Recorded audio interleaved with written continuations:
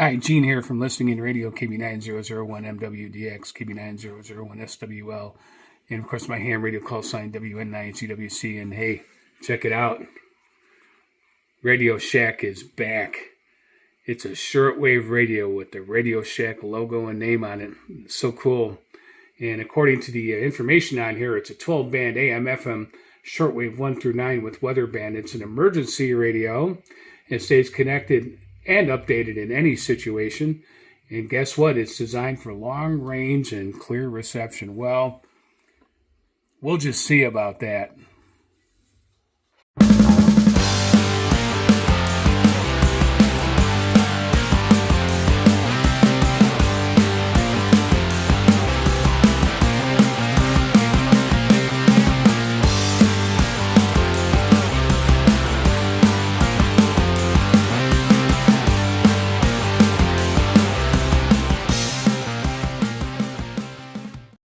Pattern in store for us this week.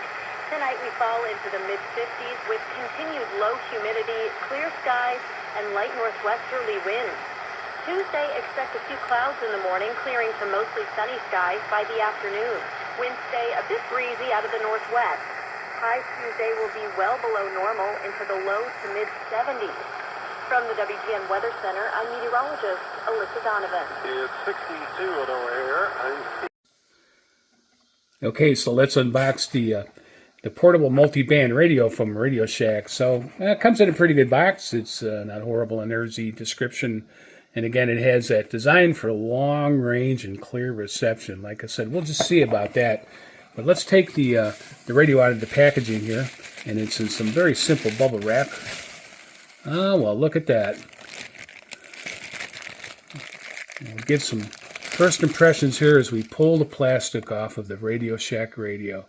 Okay, well, there's some pretty good things about it so far, but I will tell you that kind of looking at it right off the top of my head, the case is average for the size radio. Oh, and look, it has an earphone jack, and you know I'm always preaching about the earphone jack. It also has, look, it has a jack for, appears to be a DC Q, but it does not, there's no external power cord that came in this box. So it looks like, let's look at the power source and what it's about here. Oh, what size battery is this? I'll be darned. That appears to be two D-cell 1.5 batteries, or is that a C-cell? Well, I'm going to have to check that out. Let's look and see what the manual says about what power is this. So it says connect the power to the external socket. It's adaptable to a DC 3 volt, 300 milliamp regulated power supply, but it doesn't have that in the box. There is no power supply, so you're down to the batteries for power. Okay, so as I'm sure you could tell, when I opened the battery compartment, it really threw me for a loop. And guess what? This takes two D-cell, and that's what I thought. The compartment was really huge. It could have only been a D-cell. Well, luckily, I had about 4 or 5 D-cells laying around in my desk drawer in my office, and here it is. And I actually put these in there, and it worked fine at this point. Let's put the battery compartment on here, and let's fire her up. See what it looks like. So it looks like it's pretty simple at this point. Doesn't have a lot of bells and whistles on it. It's got a simple on-off switch. And I'm not really turned on by the. Let's listen to the weather band here.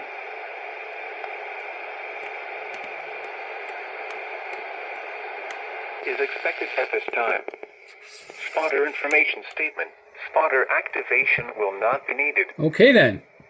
This is no all hazards weather radio station. Iowa, transmitting on 162.55 megahertz. This broadcast originates from the National Weather Service. And it has an LED light on the front, which I kind of like that. And this is your band control switch to go through weather band, FM, AM, and the shortwave bands. National Weather Service forecast for Des Moines and surrounding locations. You tune your weather band on this is a traditional analog dial. Very interesting. Tuesday, sunny. Highs in the mid-70s. Okay, this is Shortwave, and it is on about 17.8 megahertz on the shortwave dial.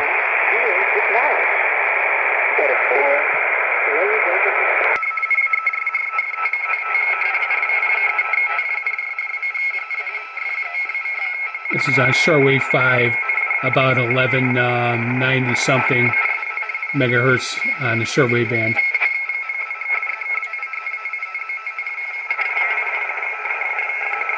Now let's kind of scroll through here.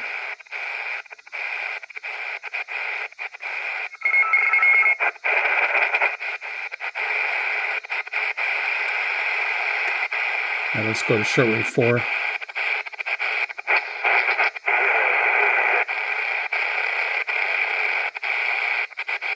Period of time. Oh yeah. Right towards the end, the last 300 years. And there's WWV.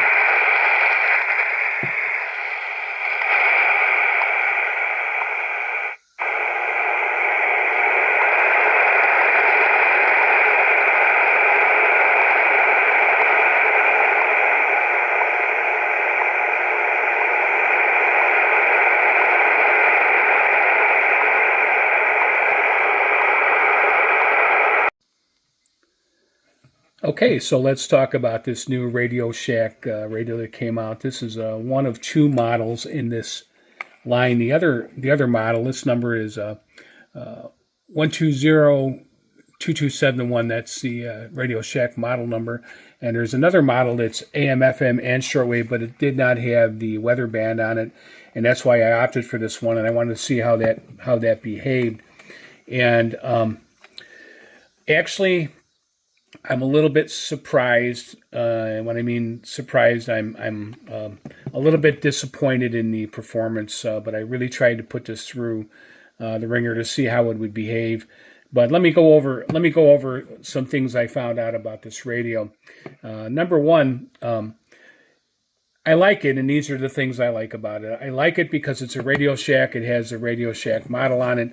This is actually a real throwback to the Radioshack days. It just reminds me of a Radioshack product that you would buy off the shelf in the store. This is a very boxy, kind of heavy, and as I mentioned in another video, it took me right by surprise, but the power supply in here is two D-cell batteries, which is unusual because I have a feeling that we're going to see a day when D-cell batteries are no longer around, but that's neither here nor there. That's what they chose to use for their power supply. What I do like about it is AM, FM, shortwave, and weather. So that's good. It's kind of boxy. It looks nostalgic. It's from the period, and that's kind of neat. It has this power LED on it. I like the fact that it shows you the power is on. So that's kind of neat. And it has the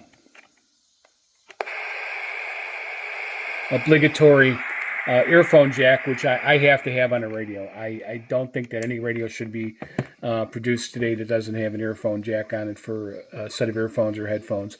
That to me is a must. It's mandatory. So it has those things. So I'm happy about that. But let's talk about some other things about this radio. Let's talk about how it's operational, how it works. So the first thing I want to note is it has this screen here, and this is all the shortwave bands down on this side, and up here is the FM weather band and AM bands. But the problem is there's no backlight on this, and you can't see what's happening with it. So there's no backlight.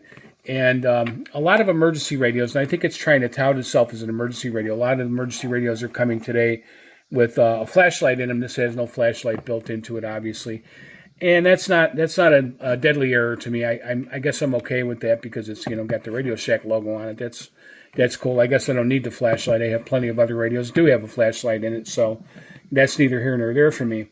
But this radio has a real difficult time tuning in, and it has a problem with isolating stations and selectivity and sensitivity. It called itself a high sensitivity radio, but remember, when we talk about high sensitivity radios, the other thing that it drags in the signal behind it is noise. So I'm hearing a lot of noise. It picks up every electrical click, pop, and static all over my property, so that's kind of hard to overcome. The other thing is band switch, and this is just my preference. Maybe you like the sliders. I hate it. I just don't like this band switch because I have no idea really where I'm at. I mean, obviously I could shove it to the side and kind of count down the bands, which I would do, but it's just not my go-to for a band switch. And I think they could have maybe done that a little bit differently. The other thing is it has a fixed antenna. What I mean by fixed is all it does is this. It's not articulated. It just goes up and down this way, and it's not a very good connection. And I just want to mention, I think there's a problem with the antenna connection in here. I believe that might be part of its problem. So it does well on AM. It does well on FM, and it has a pretty good sized speaker on it. Here, let me switch it on for you real quick, so you can hear the radio. It has. Let's go to the weather band. No hazardous weather is expected at this time. And now the extended outlook. So that's the weather band. It's period pretty strong. Wednesday through Monday. Let's go No FM. So you can hear FM. Gas with the up driven. If you Dental eye.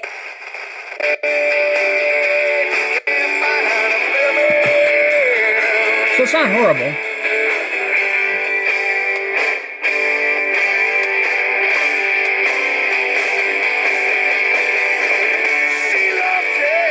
And let's go to AM, so you can hear AM.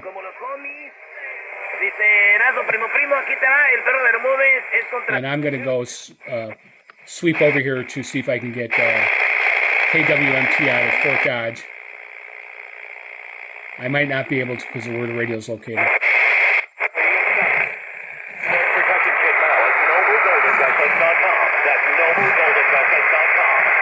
I believe that's KWMT. And that's quite a distance. That's over 100 miles from here, so that's not bad. And that's actually a weak transmitter up in an area. It seems to do okay on a little bit of DX on AM. I would say that its performance on AM compared to, its shortwave side is superior. Now let's talk about shortwave, because there's a problem with the shortwave reception on this radio, and I don't know if it's this particular radio. Maybe there's a problem. Maybe there's a loose antenna connection internally. It does not receive shortwave. And I mean, when I say it does not receive shortwave on the antenna, it basically receives nothing. I heard a couple things last night late. Maybe propagation has something to do with it, but I was going to other shortwave radios and checking propagation. I looked at the propagation charts online, and everything looks pretty good today. And the weather's really clear. It's getting nothing. So I'm actually contemplating returning this radio to Radioshack and asking them to send another one so I could check out another one. Maybe there's a problem. I did hook up a long wire antenna to the telescope antenna, and it did pull in a signal, and I heard things better. Again, that leads me to believe that there's some type of either connection problem or some other problem internally in the radio. So I'm not really happy about that. That kind of put the kibosh on this radio for me, because the least I want is, if I have shortwave, I want it to be able to perform. So again, it's hard to tune, like when you're switching and you have a knob on the side here for tuning. It's kind of difficult to turn. Kind of wears you down a little bit. And again, like I said, it calls itself or bills itself as a high sensitivity radio. And is that true? Well, I was listening to AM last night, and I caught WGN, and at one point WGN radio was just blasting in here. And it's usually, WGN radio is usually pretty weak on other radios that I've had, but it was really blasting in. So maybe that's the strong side of this radio, is that maybe it's a good DXer on the AM side, and I'll keep playing with that as well. And I also heard KWMT in Fort Dodge, WBBM out of Chicago, WLS. So I'm hearing some distant stations, so that's okay. I tried to tune in the Cleveland station, but I just couldn't get it. The propagation, it was either propagation or interference, I'm not sure. But this radio retails for about $34. Do I think it's worth $34? I do not think it's worth $34. You might try the lesser model. There's another model like it without the weather band that you could get for $22. Maybe that might be something to think about. But right now, I have to give this radio 2.5 stars. And I could have gone 3 or 4 if maybe the shortwave band was working correctly. It is not. So I just really can't. I really can't tell people that this is a 3 or 4 star radio. Right now, it is not with the way the band is working. So hey, maybe even if a Radio Shack sees this review, they could contact me or reach out to me about it. And maybe there's a problem just with this particular radio. It is a new line for them. Maybe they're still working the bugs out, but you would think with the technology the way it is, we would probably be past that point. But anyway, so that's my review of the AM/FM weather band shortwave radio, the new one from Radio Shack. So I hope that helps. Again, I'm going to reach out to Radio Shack. I'll probably be returning this to them because I want to see maybe if it was a problem with this particular radio. But if it's, all the radios, that's something to think about. So, but anyhow, okay, this is Gene from Listening in Radio. Thanks for listening to my diatribe here, and I hope everybody has a good week. Take care.